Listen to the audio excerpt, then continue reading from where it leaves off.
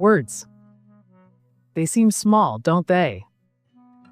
Just air and sound. But words can build a life. Or break a soul. Once in a peaceful kingdom, there lived a young girl named Princess Charlotte. She walked with grace, but her tongue was sharper than a hunter's spear. She will insult the servant girl for spilling a drop of water, her voice cutting sharper than glass. She mocked the elderly woman who struggled to walk, her words ringing louder than the coins she tossed aside. Even the children feared her footsteps. They would scatter like birds at the sound of her voice, whispering behind baskets and doors. "Hide, the princess is coming." And as she passed, the air itself seemed to hold its breath. No laughter followed her, only silence and fear. Yet Princess Charlotte felt nothing. To her, honesty was strength, and compassion a weakness. "I speak the truth," she said with pride. And the truth is bitter.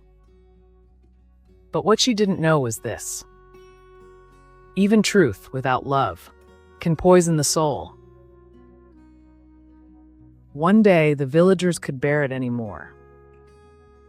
"Your Majesty," said old Mama Kasai, her eyes wet.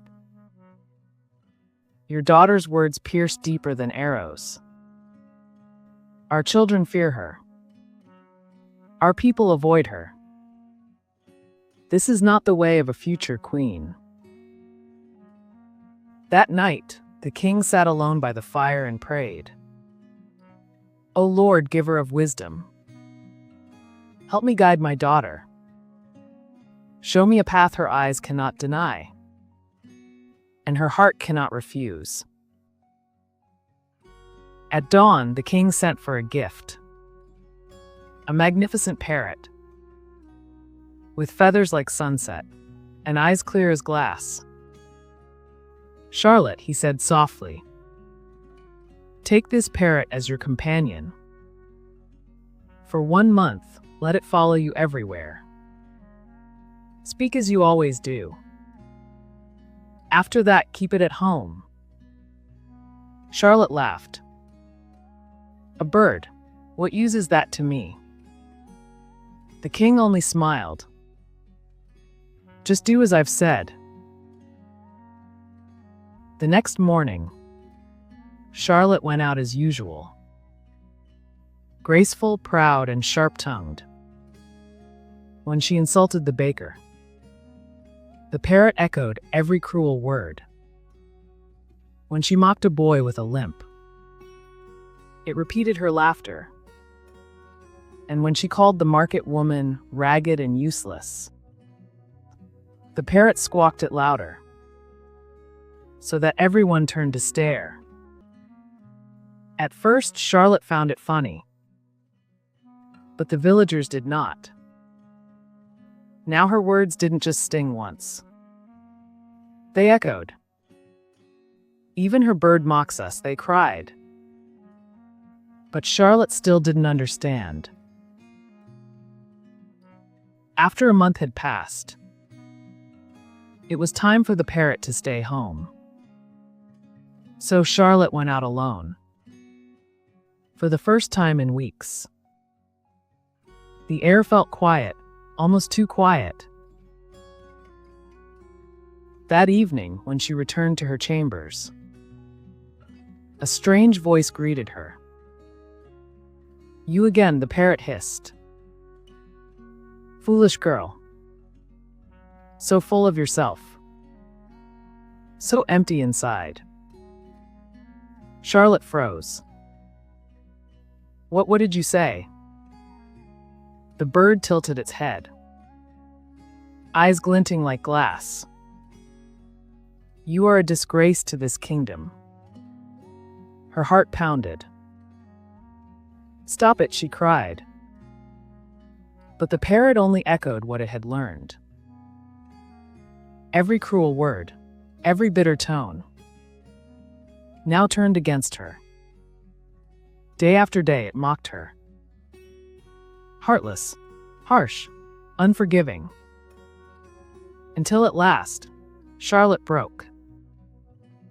She fell to her knees, tears streaming, as her own voice filled the room. And for the first time, she heard what her heart truly sounded like. She ran to her father, weeping. "Father, I want that bird gone. I can't bear it anymore." The king looked at her calm, steady, kind. "And why does the parrot upset you?" he asked. "Because it speaks evil things to me."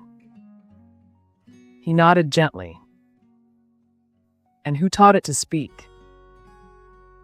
Her voice trembled. I did." The king's eyes softened. "Then, my daughter, you now see. The pain you feel is the pain you gave others." The parrot only repeated what it heard from your lips. Charlotte whispered, "But I didn't mean it." "Yet you said it," he replied.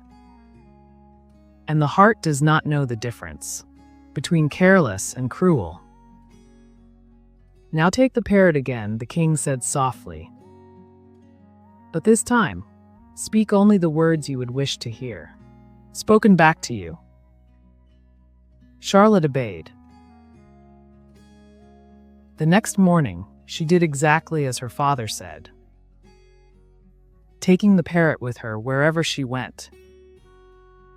When she saw the market woman, she spoke kindly to her. She praised the boy with a limp. She thanked the baker for his hard work. She smiled at the children, and even knelt to comfort a little one who was crying. And slowly, the parrot began to change too. Its voice softened. Its echoes grew gentle. Now, when it spoke kindly back to her. "You are kind," it chirped. "You are generous. You make people smile." Charlotte stopped in her tracks. The words echoed, gentle, warm, familiar. But this time, they healed instead of hurt. Tears filled her eyes.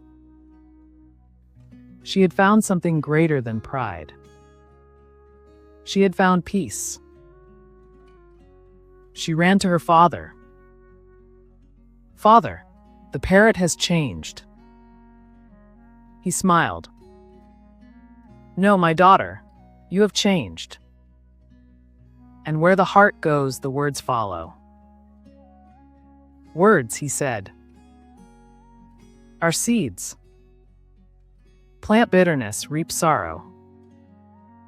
Plant love, and you shall harvest joy." Then he spoke the ancient wisdom. Death and life are in the power of the tongue. Proverbs 18 verse 21. And from that day on, Princess Charlotte ruled with gentleness. Her voice lifted the weary, comforted the broken, and made the old and young feel seen. And the parrot, it sang the sweetest songs. If this story touched your heart, let it shape your words too. Speak kindness, share love, and remember, your words carry power. Subscribe for more stories of wisdom and hope. Because stories shape souls, and your soul is royal.